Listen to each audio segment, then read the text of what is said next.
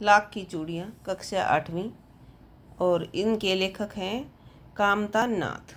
बचपन में लेखक अपनी माता के गांव चाव से क्यों जाता था और बदलू को बदलू मामा न कहकर काका क्यों कहता था। इसमें 2 क्वेश्चन पूछे गए हैं।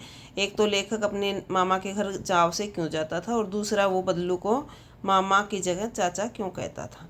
लेखक बचपन में अपने माता के गांव चाव से जाता था क्योंकि बदलू उसे मनमोहक गोलियां बनाकर देता था और दूध मलाई खिलाता था। दूसरा जो क्वेश्चन है उसका उत्तर आएगा, बदलू लेखक के मामा के गांव का रहने वाला था, इस तरह वह लेखक का मामा लगता, परंतु बच्चों के साथ में लेखक उन्हें मामा की जगह बदलू काका कहने लगा। प्रश्न नंबर 2 है, वस्तु विनिमय क्या है। वस्तु विनिमय की प्रचलित पद्धति क्या है। तो वस्तु जो विनिमय होता है वो होता है एक वस्तु देकर दूसरी वस्तु लेना।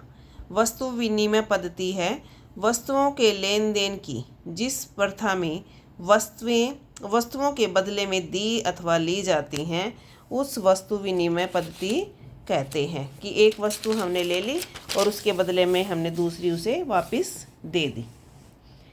मशीनी युग में कितने हाथ काट दिए। इस पंक्ति में लेखक ने किस व्यथा की ओर संकेत किया है। मशीनी युग आने के कारण एक मशीन कई लोगों का काम अकेली कर देती है।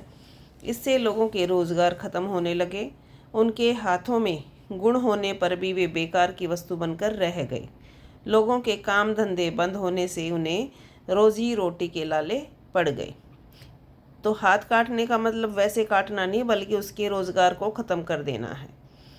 बदलू के मन में ऐसी कौन सी व्यथा थी जो लेखक से छिपी न रह सकी। बदलू का काम धंधा बंद हो गया था। शादी के समय जिस सुहाग के जोड़े की वह मुंह मांगी कीमत लिया करता था उसे भी लोग शहर से लाने लगे। कांच की चूड़ियों को देखकर वह कुढ़ने लगा। उसकी यह व्यथा लेखक से छिपी न रह सकी। मशीनी युग में से बदलू के जीवन में क्या बदलाव आया। मशीनी युग से बदलू अपने व्यवसाय की अपेक्षा होते देखकर लाचार व अशक्त का मतलब उसमें इतनी ताकत नहीं थी कि वो अपने काम को दोबारा कर सके और कुंठित हो गया। उसकी आय समाप्त हो गई थी। उसके पास अपनी गृहस्थी को चलाने के लिए कोई साधन न था।